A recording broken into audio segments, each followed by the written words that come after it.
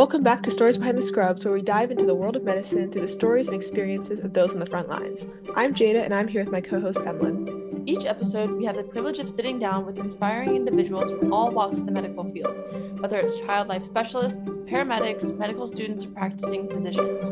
We chat with them about their careers, personal journeys, challenges, triumphs, and everything in between.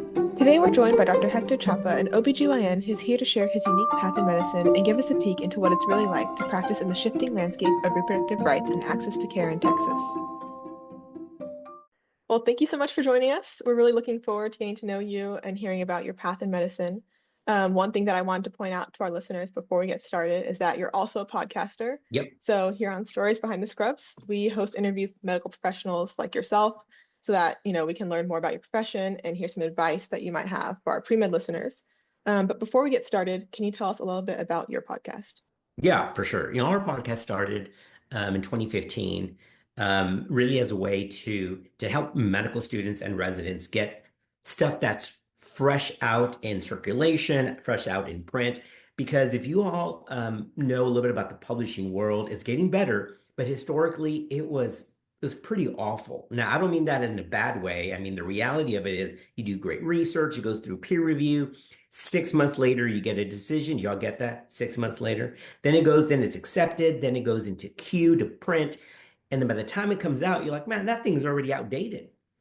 And I remember when I published something and somebody sent me a message like, hey, I read an article that you did about, it was something with hysteroscopy. You put a little camera in the uterus.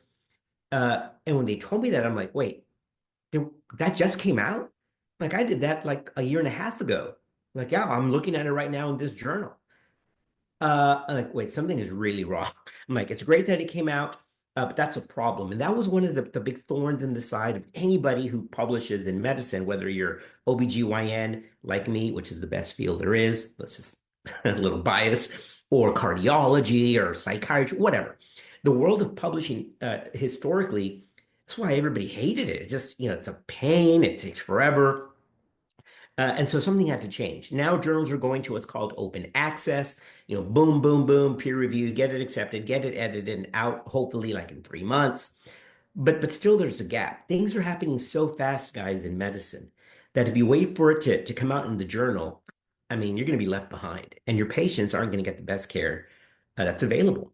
So I thought, well, if there's a way to listen to things in the car, and podcasts were out, but they're not like hot like they were like they are now.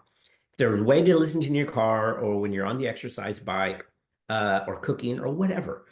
We should do that.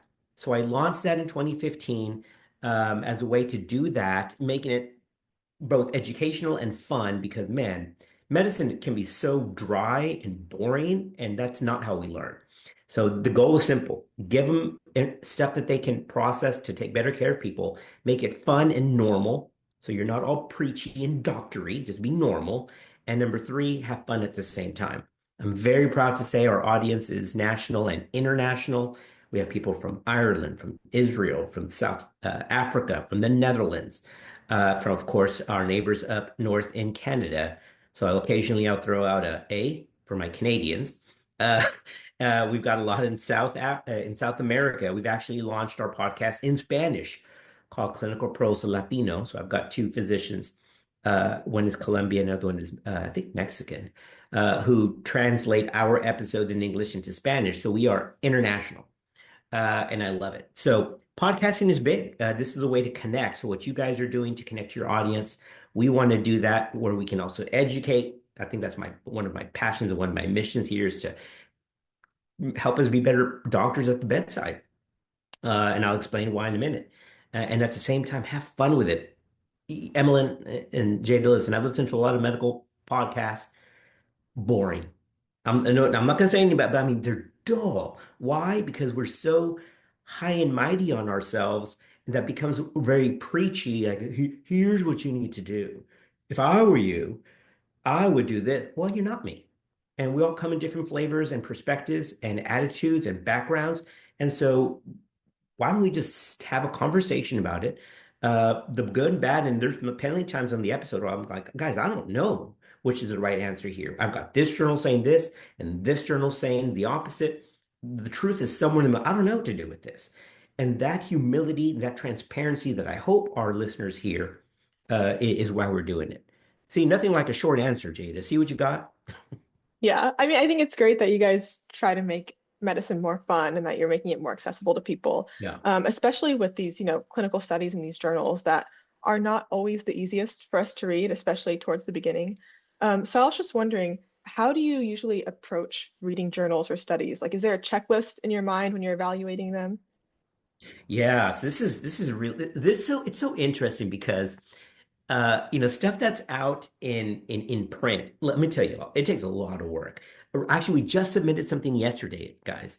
Just yesterday, we have three medical students who just submitted.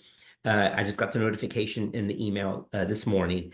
Doing a routine C-section because nothing is routine. This patient who delivered the child found that the uterus had these little bumps, these little nodules. Short of it is, we biopsied it. It was a metastatic ovarian cancer. The diagnosis, so think about this. One of the best days of somebody's life, bringing a new child in, and you have a child, at the same time getting this diagnosis of, we've also found metastatic cancer. So the unusualness of that is what we wanted to put out. So we just released that. Uh, to answer your question is you got to when you read an article, what are you looking for? We in that publication, we wanted just to call attention that guys, don't assume everything is normal. And even though things are routine, like our most common surgery in the world, which is a C-section, be observant, be on the lookout. That's our message. So you always want to take a look at what is the author or authors trying to tell me. In this case, very easy. Don't take things for granted. This patient got a diagnosis which ended up saving her life because she got treatment for it and she's doing well. She's in remission. Um, but just because things are in print, even in great name journals, we won't name any, but great name journals, sometimes you read something and you're surprised by what it is. You're like, well, this is kind of terrible. I mean, let's be honest, guys. I mean, just because it's in journal X, Y, and Z that is historic, that don't mean it's a good article. Let me tell you, for 24 years in academic medicine, I'll read something, I think it was like 5 years ago, Jada. It was like, oh, excessive soda consumption and high fatty foods, along with a sedentary lifestyle, leads to higher BMIs. Uh, wow. Wait a minute. Well, let me get this right, guys. Drinking a lot of soda and eating fatty foods and not moving makes you gain weight. That's remarkable. I mean, I had no idea. Sarcasm. So, and this was in a big named journal. I'm like, so somebody got a grant to study this. You're kidding me.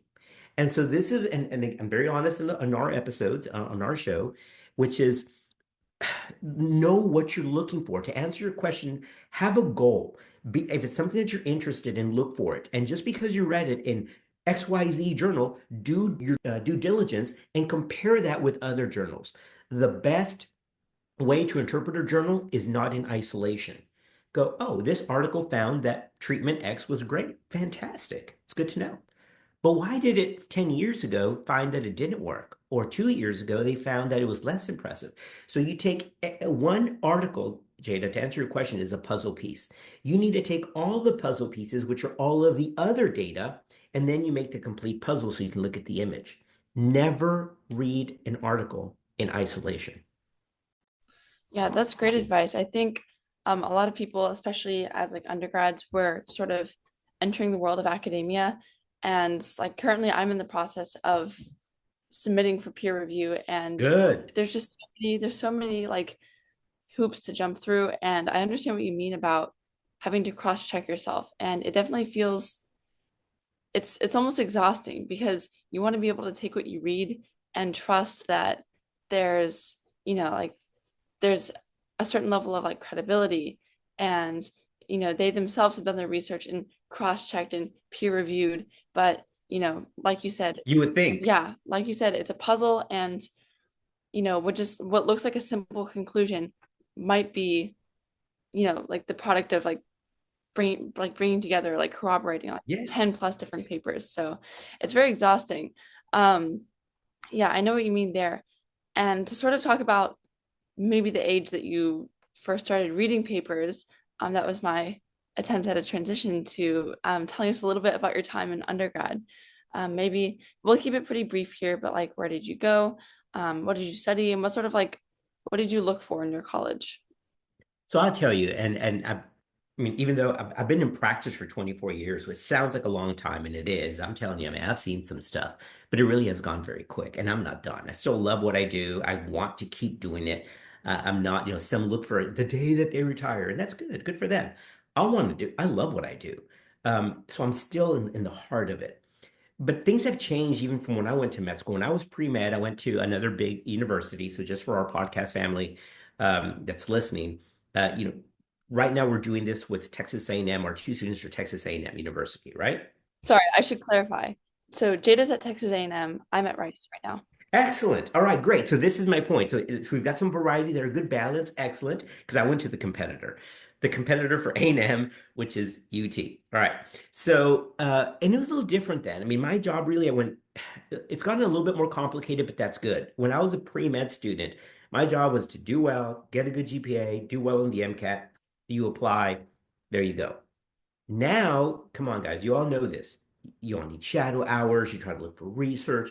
It's much more evolved. And that's good. You got much more, y'all are much better at being pre-med students. And my job was to go to school, try to stay out of trouble, graduate on time, get a good GPA, and do well in the MCAT. Shadowing really wasn't a thing. It really wasn't. That's something that medical students did, not to get into medical school. So now we're moving that bar down, down in terms of when you do it, not down in quality, but down in terms of timing. So the fact that you all do shadowing is great, and you should do that because many people go into pre-med going, I know I want to be a general surgeon, but I've never seen general surgery. Then by the time that you shadow, you can now have a better perspective and either solidifies or maybe points you towards another area of medicine. But I do want to caution you on this. If you're going to shadow, Jada or Emlyn, wherever you're going to shadow, pick someone who's passionate, pick someone who wants you to be there, and try not to pick somebody who's jaded. Can we be honest? I mean, so are there jaded mechanics out there? Yes. Yes or no? All right. Are there jaded teachers out there? Yes. All right. Are there jaded physicians? Yes. Don't shadow those. Because guys, it's the reality of it. If I'm going to shadow somebody, I want somebody who's going to teach me, who's going to take me under their wing, to treat me as a peer, not as an inferior. And that's the goal. We did ultrasounds yesterday for our prenatal clinic, and we had an undergrad student there who's BIMS here at A&M, Grace, and she did ultrasound. She did help me do the reports. She interpreted non-stress tests, which is the baby on the monitor. She's like, well, this is the most I've ever done. Well, what did you do before? I just kind of followed somebody around. I get that that's the true definition of shadow, but what you want to do is be part of a care team. So when you're applying to shadow, go, guys, thank you for the opportunity. I'll be happy to stand behind you and not say a word. I'm good with that. But do you include students at all in your dialogue, in your patient contacts as a care member? That's what you're looking for, and I encourage you to find that. So anyway, Emlyn, to answer your question, I went to UT. I was biology, pre-med with a minor in chemistry, which is so useful in life, really. Because I find myself at many times at the bedside trying to figure out how many ATPs my patient is using. That's a joke.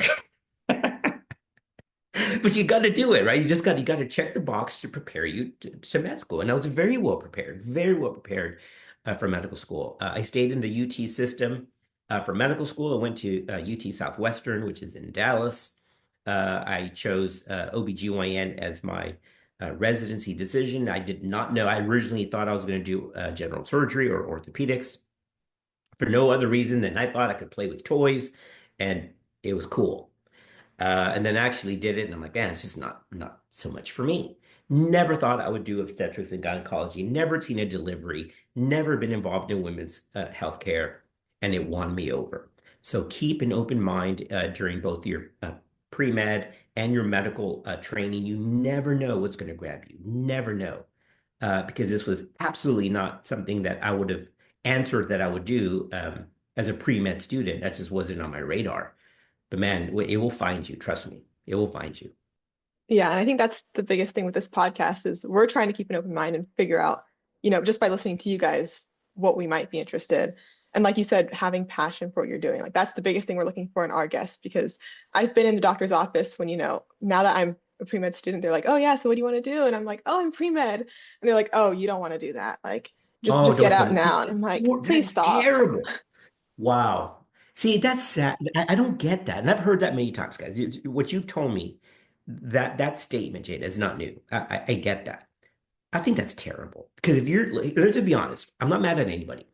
But if I'm come to a point where it's not joyful for me anymore, one, I don't want to expose anybody to that because that toxicity is pervasive and it's contagious. So I don't want to infect anybody with that.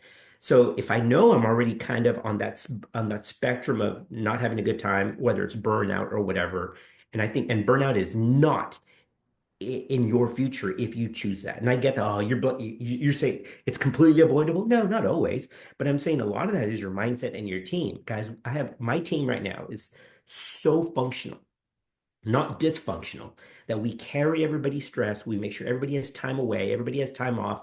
We don't have nobody points fingers at each other. We also carry each other in one boat going the same direction. And that's why I think we don't have any burnout. Plus, we really do love what we do.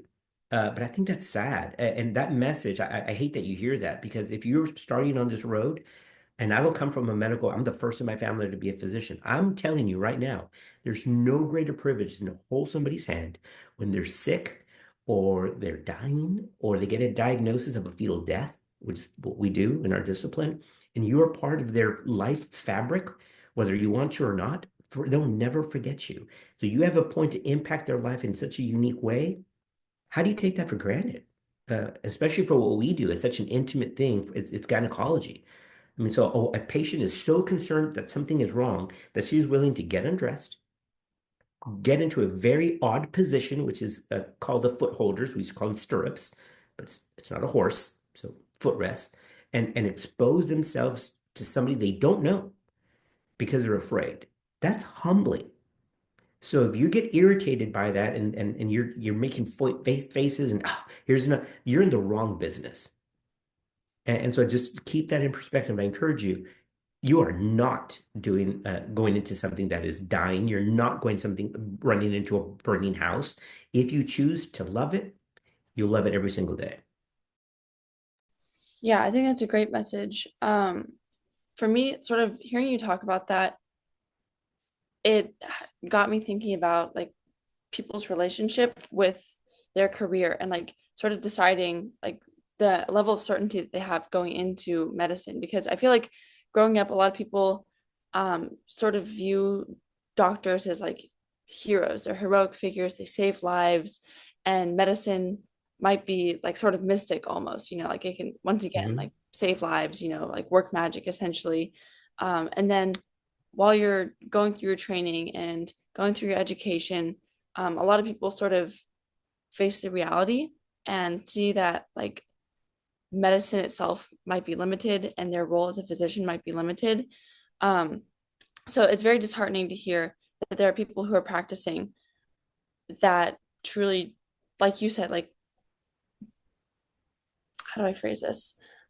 Burnt out, frustrated. Yeah, that are like almost frustrated with what they do. And it's hard to believe that someone can be so vulnerable around you to put their life in your hands and to be that way. So it must Right. be a reflection of like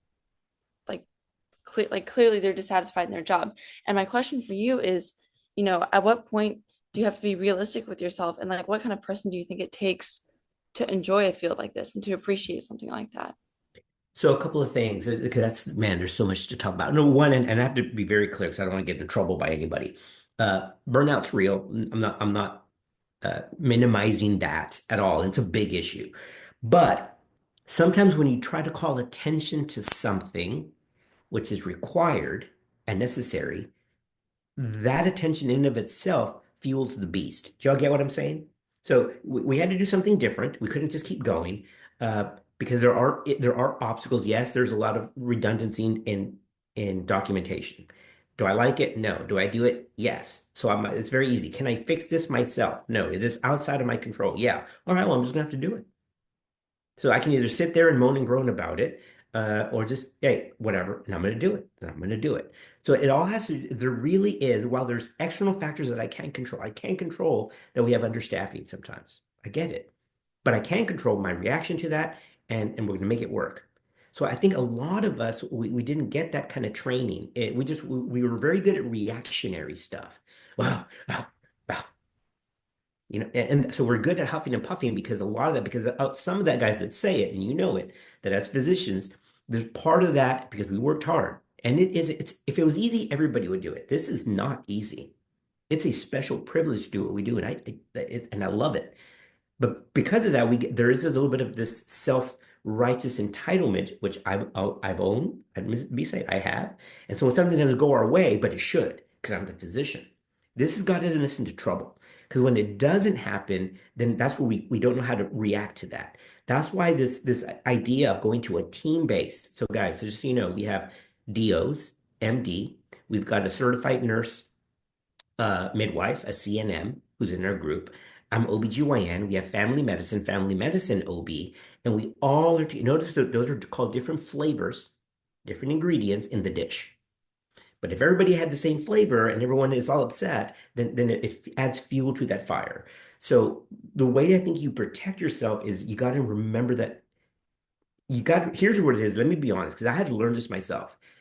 When I was an intern, I was overwhelmed, and this was at a county hospital in Dallas, super busy, still is super busy. And I was frustrated and whatever. And one of the nurses called my faculty member without knowing. I was in the ER. And the faculty member came down. I said, hey, man, hey, how's it going? That's all right. I got busy. I'm behind, yada, yada. And, if you're behind, then you're called weak. And I'm not weak. I'm trying to move patients, and they're complaining, and the nurses aren't moving fast enough. Anyway, intern, because I knew everything. Remember, I just finished medical school. And so my attending said, oh, yeah, no, hey, man, you know what? You look a little overwhelmed. Just go home, man. It's all right. Go home. Now, so wait a minute. I'm like, wait, what? He goes, you clearly looks like you need a break. Just go home, man. It's all right. You go home. So I can do that? He said, oh, no, you'll be leaving your shift. And you'd be in big trouble. And somebody's waiting at the door to fill your spot. But we'll figure that out. I mean, right now, if you need to go home. Just know that what you are complaining about, somebody is waiting at the door to do exactly your job right now and happy to do it. Y'all get where I'm going? That's called a perspective check. Y'all, grown man, I was an intern, Parkland, ER, and I'll tell you, I mean, I got my eyes watery. I'm not too ashamed to say. I almost started crying. I was like, oh my God, I worked for that. I begged to be here. Um, hmm. Yeah.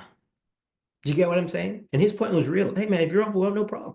But there's somebody who is begging to be overwhelmed, begging to take care of patients like you are right now, that you're bitching about. So go home. Man, that from that moment, I'm like, holy moly. And it scared me. I scared myself at that reaction. I'm like, you know what? I'm not doing that.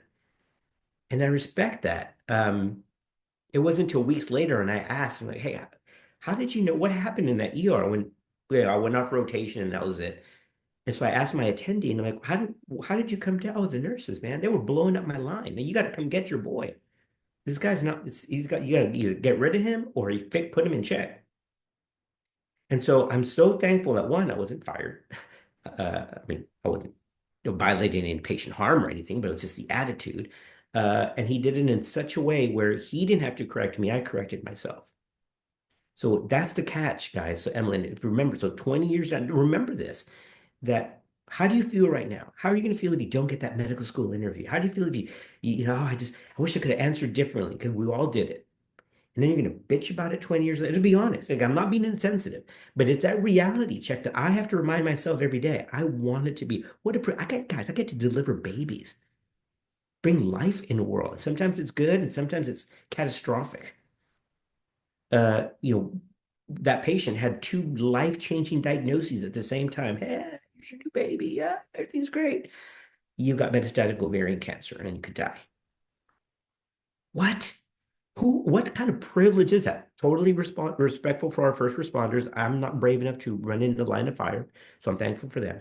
That totally thankful for our military because I don't have the guts to do what they do. Totally thankful for our teachers because I would whip some children in a classroom because I don't have that kind of patience. So that's all wonderful. But the ability to do that or to take care of, to administer chemotherapy and try to save somebody from a malignant death, to take care of a child with a terminal illness. Do you get where I'm going? That is something so unique. And I think we lose that perspective because we're entitled. Because look what I have done. Yeah, we went to school for what, 12, 14 years. It's a long time. So a lot of people study for a long time.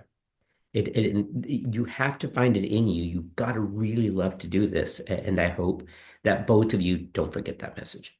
Yeah, I think that's really meaningful. And I mean, you talk a lot about, you know, how you have this passions, determination, like while you're going through medical school and while you're younger, and you kind of lose sight of that sometimes when you actually get your career, and you're working, but you just have to kind of be brought back down to earth. But I'm wondering, and this kind of sets me up for this question, and I don't know if you can honestly answer this, but due to some recent legislative changes, how do you balance, providing comprehensive care while adhering to the current legal landscape? And how does that kind of change whether or not you're more hesitant, or if there's more risk involved with the care that you have to provide? So remember that, as we mentioned before, there's external factors and then internal factors. If I can't change something from an external factor myself, outside of working with my professional organization or maybe some patient advocacy groups or whatever, if I can't literally flip a switch myself on the wall and change something, it's not within my control. So then you got to do the best it just relates the same way that we talked about with our staffing issues. Then I have to adjust the best that I can, or I'm going to be frustrated and I can go to work miserable and sad or whatever interpretation you make of whatever that external obstacle is. If I can't change it, I'm going to do the best that I can with what I can do. So I'll tell you and things change, guys. I've been in this for 24 years. I've seen the wave ebb and flow. Things change. You know what's constant? Me. So I keep doing. I see a patient at a bedside. I keep offering the best I can. If I can't fix it, I stick with the rules because I worked way too hard to put myself at risk or my patients at risk, and I'm not going to do it because I want to keep doing this for 30, 40 more years, if able. I'm going to do the best that I can with the circumstances that I have. Do you think that those circumstances are something that pre-med students should take into consideration when they choose a medical school, especially if they're interested in pursuing women's health? Well, you got to remember that in general, all med schools in the country, even in our state, there's a bench requirement of what you need to have competency-based medical education. So these terms have changed, right? Core knowledge, basic skills, now it's competency-based. And those are set by a national guideline. Those are from AAMC, Association of American Medical Colleges. No matter where you go, you're going to get great medical school training.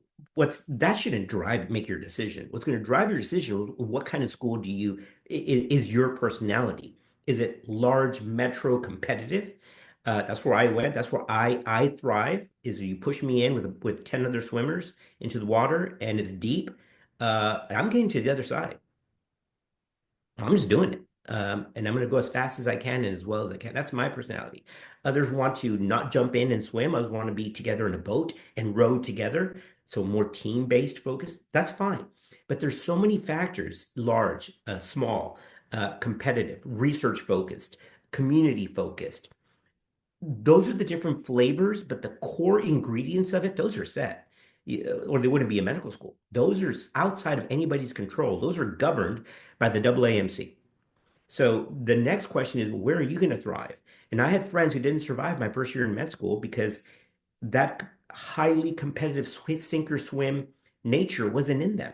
And that's okay because everyone's different. And they're like, I'm literally drowning here and no one's helping. No, they're helping, but at the same time, I'm not going to stop my rowing to pick you up. I'm going to pick you up and row. And that wasn't their personality. So you need to know, and every school has its flavor. Every school values research, but everyone puts its importance differently. And so you got to see what that's like for you. I wanted a big metro inner city location. Others that freaks them out a little bit. You have to be true to your personality. Yeah, I think that's great advice. And going back to your previous question about like sort of like your previous statement about controlling external factors, I think that's a good perspective on it. From a more like logistical standpoint, I guess, do you find that like these changes in legislation impact the care that you or your colleagues are able to provide? Because obviously there's restrictions on like procedures that can be performed without, once again, like jumping through hoops and like satisfying these exceptions and qualifications and stuff like that. And I think more recently, Jade and I had read this article from the New Yorker about it was called The Exodus of OBGYNs in Texas. And it was basically this survey. I think the article focused on a clinic in like the Rio Grande Valley area, and it was an OBGYN training program. And a lot of the students that were coming to the program were disheartened and ended up leaving, and faculty left to the point where the program shut down. And that was just one example, but it took it a little bit further to a more general survey saying that, like in Texas, I think it was upwards of 20% of OBGYNs have expressed their like contempt and considered like relocation or early retirement.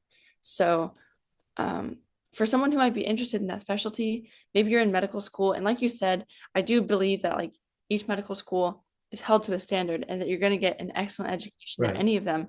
But when you're considering like where do I want to match, especially if you've been in Texas your whole life and you're thinking about like if this is the specialty, the best specialty, as you say, that I want to pursue, do I have to consider the state that I want to practice in? Does that make Sure. sense? Yeah, so a couple of things. One is I'm a little weary of surveys, and we do a lot of surveys because I didn't get one. So it's very interesting. So surveys, even though it's meant to be carte blanche across, always look at your survey number and the total pool. Um, so the short answer is no. I haven't. I don't understand a lot of the issues that have been put into print because it hasn't affected me at all. So let me give you this idea of a pie, right? So if you have a pumpkin pie and there's a lot of slices in there, which is our field of OBGYN. So we have menopause, pediatric care, infertility, well woman, urogyn, right? So these are all the different slices of the pie. Uh, what has been focused on is an important issue, but that is one slice. I've got the entire pie left, especially the OBGYN. So even though I focus on obstetrics, there is ectopic pregnancy, ovarian mass, gyn onc. So there's all of these other flavors. So for example, if an OBGYN has a specialty in gynecology oncology, and they get the survey of this one, no effect. That doesn't affect me at all. So people are focusing on the slice. I've got guys, I've got 98% of the other pie that I'm working on. That issue in the news is not my 100%. No, it hasn't affected me at all. And here's what's interesting. In the hospital where I work, so I work at a hospital that is part of a national chain. It's called Common Spirit, which is a Catholic, original Catholic institution, right?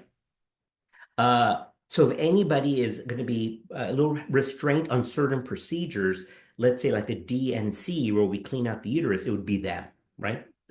Let's be honest. And again, nothing towards any, I'm just saying that's where I work. I'm not a Catholic, but this is where I work. And I understand the history of that. When I have a miscarriage, for a while we've had to run like at least one a week. It's just we have a lot of high risk patients. So if I have a miscarriage, which is the medical term of miscarriage is a spontaneous abortion. That's what a miscarriage is. So I'll call the OR, hey, I got a 10-week, I've got a spontaneous abortion, she needs a DNC. Guess what the hospital tells me? What time? Who's doing it with you?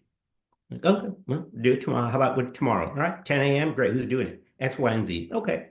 But I read these things where like, oh my gosh, I can't even treat a miscarriage. That's a lie. So I'm not. I think like everything in media and in agenda, there's people who switch things around. I have had zero problem because I read an article and it's like I'm getting pushback from doing miscarriages. Then you need to call your hospital administration and the president of that hospital. No one's denying miscarriage treatments. So there's a lot of misunderstanding of that. And this is what I'm saying is this is why there's things external I don't mess with. I go to work. So has it bothered me? No. Would I move anywhere else? No. I love this state. I'm born and raised here. I went to school all through a state institution. We do a lot of work with our state, part Department of Health and Human Services, one of their task force. No, I'm not going anywhere.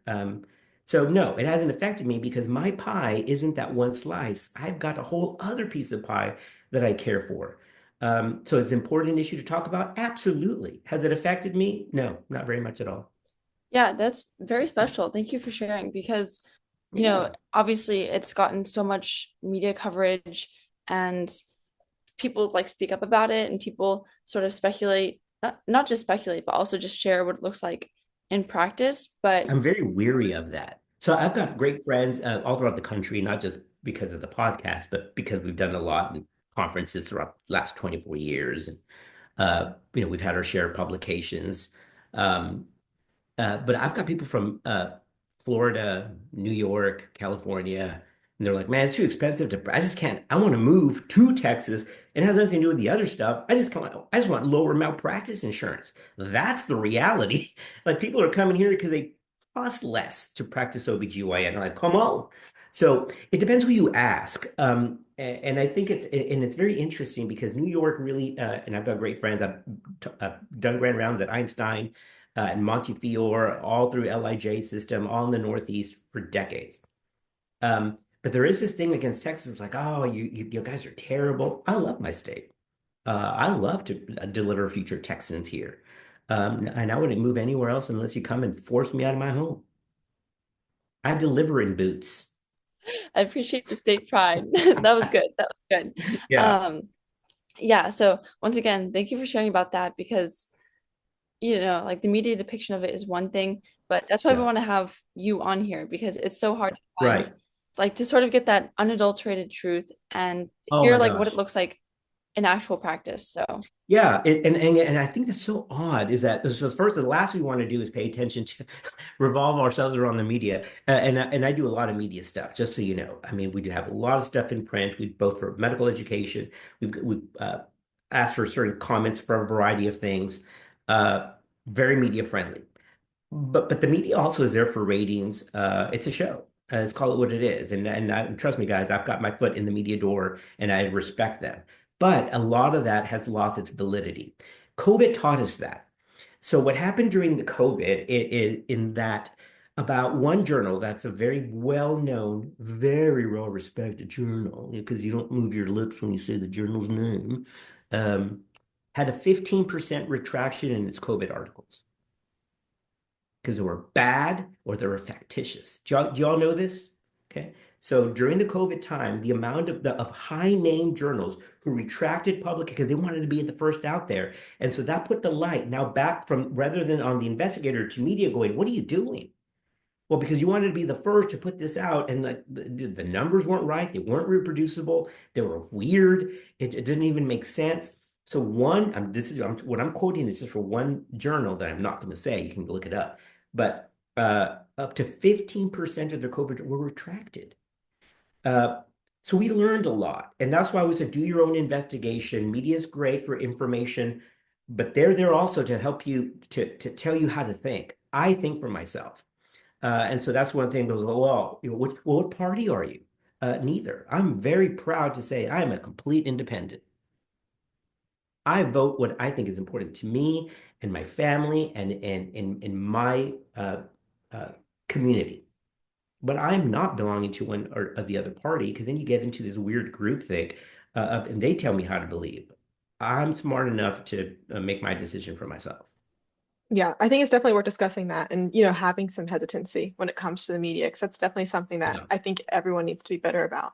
Um, Yes. but moving into more of a lighthearted topic, why did you decide, you've been studying to go into medicine, you're working in medicine. Why did you decide to shift into teaching? Was there like an event that happened or a person that inspired you to pursue that?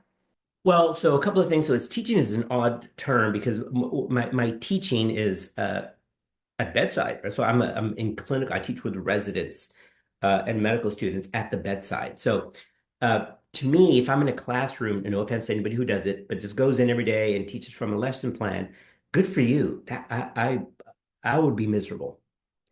Because my teaching is at the bedside. It's hands-on. I'm teaching during the OR when we're doing surgical cases. So yes, I'm in teaching, but I've never left medicine. Medicine is my first passion, and it continues to be.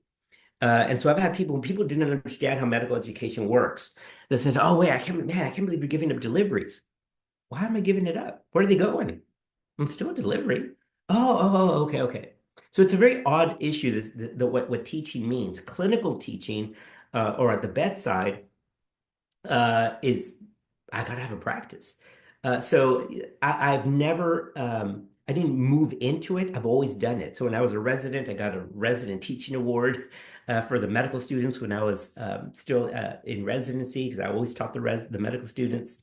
When I was a junior fellow, I got recognition from the residents for being their teaching faculty. It's who I think who it is, what I am. So I've always done it. Now, when I first finished residency, I went into traditional practice and was clinical faculty because I worked with the residents in Dallas, but I never left it. So I never moved into teaching. It's who I was. Now, there's some who teach, were in practice for 20 years, 30 years, and then go into teach. And I think that's great. Good for them. If they want to do that, fantastic. I don't like that. I think that's wrong. Because to say, well, I did it for 20 years, if you stop doing it, you've lost it. This is only as good as you do it. That's why it's called the practice of medicine. So if you stop practicing, homie, that's gone. So I like, we've got some people like, oh, I teach now. Oh, great. What do you teach? Well, I teach in the first years. I'm a pediatrician. Oh, great. Where's your practice? Oh, I stopped practicing 10 years ago. Oh boy. So one of the things that I'd say is I think you've got to have your hand on the pulse of it, which is at the bedside. So if I'm ever going to retire, then I will retire teaching as well, because I think the two are intimately linked for what we do in medicine. That's very interesting. I didn't realize there was it's interesting to hear about the dynamics of sort of how physicians view teaching positions. Hmm. I think it sort of ties into what you said earlier about like the same thing of like esteem, like, oh, I've been Yeah. for 12 to Yeah. 14 years, like I like everything should run as I please, like I'm the physician here. And it sounds like there's sort of a similar dynamic in the field of education too. It's more like I've been practicing for 30, 40 years, and I'm going to take my knowledge and my wisdom into the classroom setting. But you're arguing that it doesn't really work that way.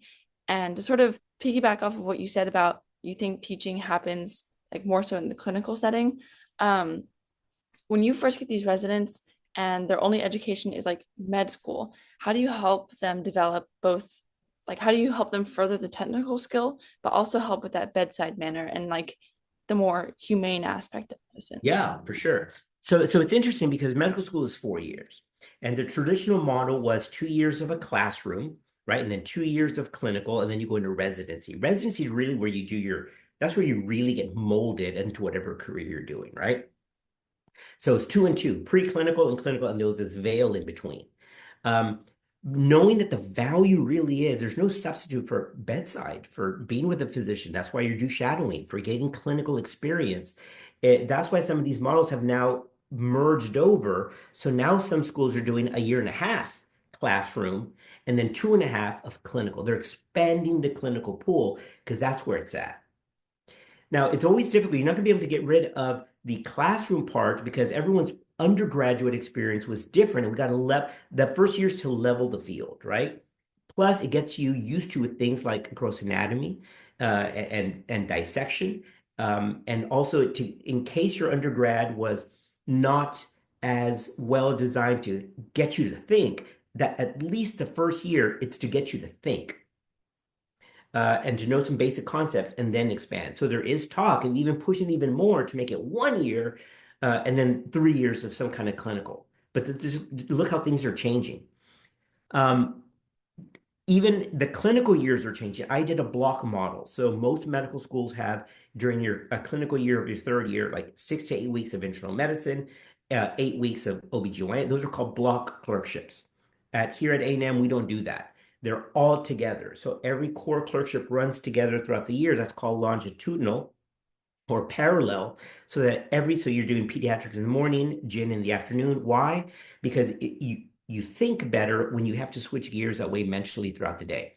Versus 6 weeks, bleh, I'm an OBGYN.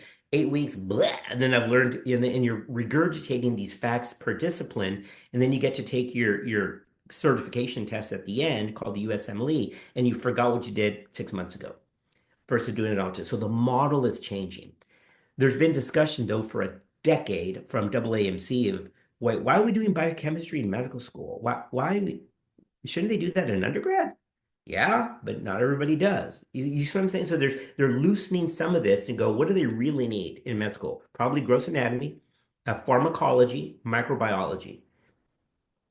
Okay, well, do we need a year and a half of that? So there's a lot of these discussions because you need to be at bedside. You need to go and get ready for residency, which is 98% at bedside, 2% is research, and some didactic. You need some core teaching as for any residency. That's a GME requirement. But your teaching is at bedside. And I'm not with a PowerPoint outside of a patient room. I'm like, hey, she's got hypertension, she's got protein in her urine, she's 25 weeks, let's go. Order something. What do you think? I'm thinking it's preeclampsia. I'm going to get a CBC, liver function test, urine protein to creatinine, watch her for MAG and severe criteria. Next, that's bedside teaching. And so the integration of taking stuff out of a book and put it into a clinical setting is what I'm helping do at a medical education company right now called case-based learning. Right? So rather than memorizing facts, it's here's a scenario, take those facts and make something from that. And so I think there is big value for that in medical education. Plus, if you stopped practicing 10 years ago, that medicine's gone. Right now, with the way that medicine is going in research, medicine is changing every 6 months to a year. That's why we do a podcast. And so as we listen to it, if you listen to the show, we're like, guys, I'm going to give you something that came out 2 days ago or a week ago. It's not even out yet. This is called an advanced, it's released ahead of print. And I'm telling you right now, I think that's why we have the audience that we do. So when it comes out in the journal, like, hey, I think Chapa talked about that. We've got many things on our channel, messages that come in, like, I just saw what you talked about. It finally came out. I'm like, yeah, because things move so fast. So, all to say, medical education is always changing. I think it needs to be hands-on. That was the original design. It was more apprenticeship. It was always hands-on. The problem is that there was no set criteria, so the teacher could think that you weren't ready in 8 years and somebody else was ready in 4. There's a lot of abuse there in terms of indentured servants. You're still my apprentice. You're not ready yet. Well, it's been 10 years, man. Let me go. And so that now became into this core curriculum. But no, I think OBGYN is fantastic. It's great. Are there obstacles in internal medicine? Yeah. Psychiatry, for sure. In our discipline, yes. But that doesn't define my practice. I look for all of the other great things that we do. And I would never do anything outside of what I do. And I love my discipline. Yeah, that's very special to hear. And I think it's promising to see that medical schools recognize the fact that there are limitations in the way that they're educating right now and moving towards a more like bedside manner, like that sort of education. I know, like, for example, Duke only does like 1 year of like in the classroom versus like 3 years of rotations. Exactly. And even the term rotation, I think it's interesting. I didn't realize that A&M does like all at once. And Longitudinal. it makes sense because like when you learn one subject, like when you're in undergrad and you learn like one subject, you become a master at it, like for that And then you move semester. on. And then 3 semesters later, you ask me, and I couldn't tell you like the most basic fact. So I think, yeah, I think it's interesting that there is change, even if it's a slow process, it's happening. Now that longitudinal is here at BCS in Bryan College Station. Remember, A&M is multi-campus. Oh, I So see. Dallas and Round Rock still has the block so students can choose. We don't want to force anybody. So that's the idea. So now at like what A&M does is you've got a choice. You can choose longitudinal or you can go into a block. So we make it so at least you have an option. So at least it gives that the learner some flexibility. And to answer one thing, I'm going to start real quick about the humanities part. Yes, every medical school has this as part of it. Those are called OSCEs. Those are objective skills clinical assessment. So it would put you in with like a standardized patient, aka an actor, and try to fine tune not only the medical part, but things like compassion and empathy. So that starts in year one. But here's the other thing and the reality of it. Even though, yes, the humanities part is part of every medical school training, I can teach you how to take out a uterus, I promise you. That's a technical skill. You clamp here, don't cut the ureter, cut and stitch here. I can teach you how to take out an organ. I can do it. What I cannot teach you, despite our best training, is how to be a person. That's got to be in you. I know great surgeons that are, I mean, masters at their fingertip. I mean, lymph node dissection without a drop of blood. It's just magical. But they have the personality of a rock. And so I can't fix that. And so this is one of the things that medicine has gone into trouble for is if I have to choose, I'm going to choose somebody who's evidence-based, hardcore, and great at what they do, even though they might have a bedside manner. When I look at the reverse, you would never say, oh, I want somebody who's just going to hold my hand and be wonderful and compassionate and understanding. And they can be okay. Sometimes they can get my diagnosis wrong, but that's okay. That's insane. That's a lie. That's bullshit. You would never do that. To have both, though, is the trick. Do you see that catch? If I have to choose the hand holding or somebody who's going to, when I'm sick, I want you to fix me. I don't want you to babysit me or burp me. Honey, I want you to fix me. And that's what I want. And that's why, and that's what thing that medicine is trying to put at the level field, and they are not. They're not for what I just described. And I've always fought for that. Guys, you're paying way too much attention to the touchy-feely. I'm very touchy-feely myself. I don't think I'm an ass, although I have bad days. But damn, I'm not here to babysit these adults. I need them to be clinicians and physicians. And that's my job. So you notice that how this bar, and I know you guys are listening, so you can't see what I'm showing in my hands. But if that bar was two things level, truth is, I'd much rather than be raise one hand, which is the good quality evidence-based practice, the other, which is the humanities part, that's a bonus. And if you can be both in the same person, then you're just that much better. Yeah, I think you can have both. And even just in the 24 years it's been that you've been practicing, you talked about how when you applied to medical school, it was like I have to have a good GPA, I have to have a good Hmm. MCAT score. And we talked more that a lot of the admissions is more holistic now in that, Yep. GPA, MCAT still holds a lot of weight, but they're looking for signs that these people are human, they're not just like these Yeah, robots. absolutely. Um, and so we've talked a lot, and we're starting to reach the end of our interview. And something that, one of the reasons that we brought you on here is because you're an OBGYN. And at the beginning of our podcast, you said it's the best specialty. So I want to take your word for it. I believe you, but I want to sort of, if you're willing to share like a really special case that you've had, or just Yeah, like something that you think makes the field so special, that was like a easy. certain moment. I can't give you one because there's too many.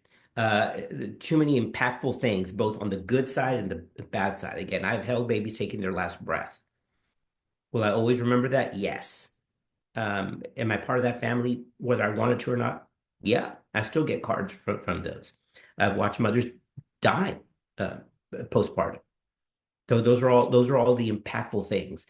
And of course, they're typical. The gray, oh my gosh, I've been trying to get pregnant for 3 years and it finally happened. I had a small part of that because I gave them some medication that was evidence-based. It's fantastic.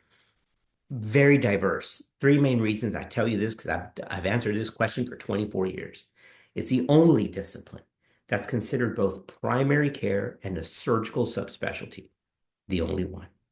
And so that uniqueness that I can be both fix your blood pressure, help you with your diabetes, get you on your right path for your cardiomyopathy, and at the same time do very complex pelvic surgery on you, that's insane. So that's the uniqueness of our discipline. Two, the uniqueness of the intimate nature of what we do. It takes nothing to open up your mouth and have somebody look in your throat. I'm not minimizing that. Or take a stethoscope and listen over your chest, which is super important. But for somebody, as we mentioned earlier, to have that concern for their health, to bare themselves in their most intimate parts to a stranger, that's humbling.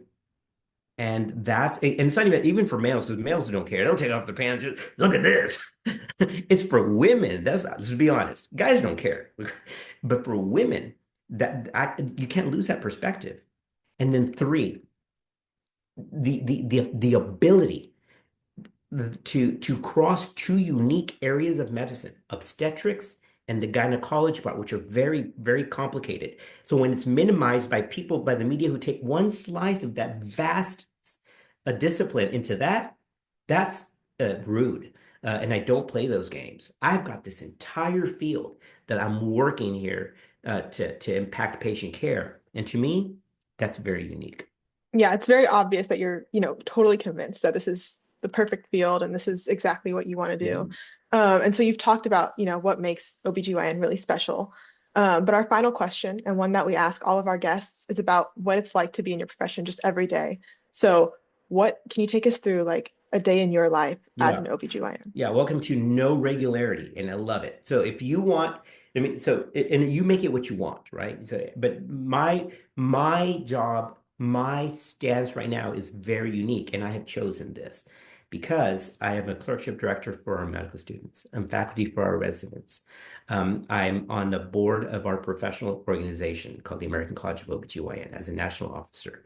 I help 2 medical education companies train physicians by doing content for them. I'm a researcher, so we just submitted something to peer review. And I help with one of the liaisons for another residency program to help with team-based learning that's called interprofessional education. Those are my jobs. So what is my typical day? It depends on which hat I'm wearing that day. And to me, that's why it's always different. It's always still captivating.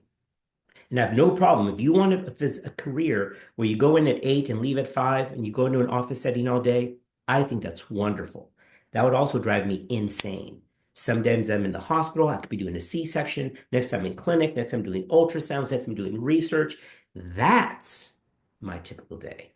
And if you have that much flavor, it prevents burnout. No problem with it. If I was in one location every day, Monday to Friday, 8 to 5, wow, that's just not my personality.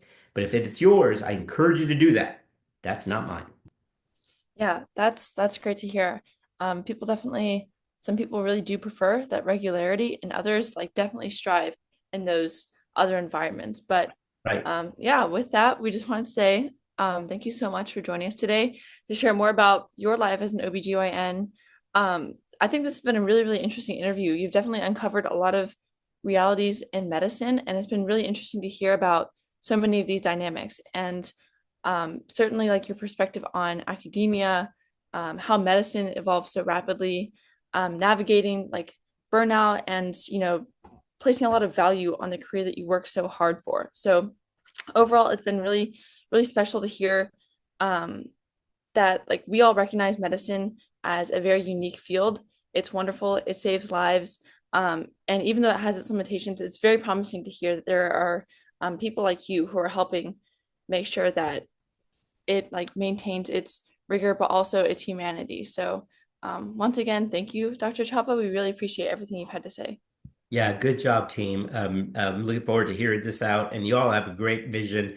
This is how you think outside the box. So keep doing it. It's great. I encourage you not to stop and let it evolve with you as you go down this journey. And then maybe you'll do it now. It'll be lessons learned as a medical student, because this is a great avenue to connect. So good job.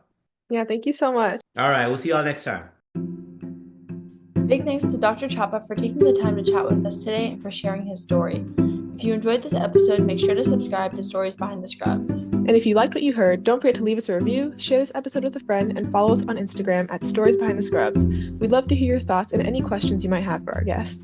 Thanks for listening, and we'll see you next time.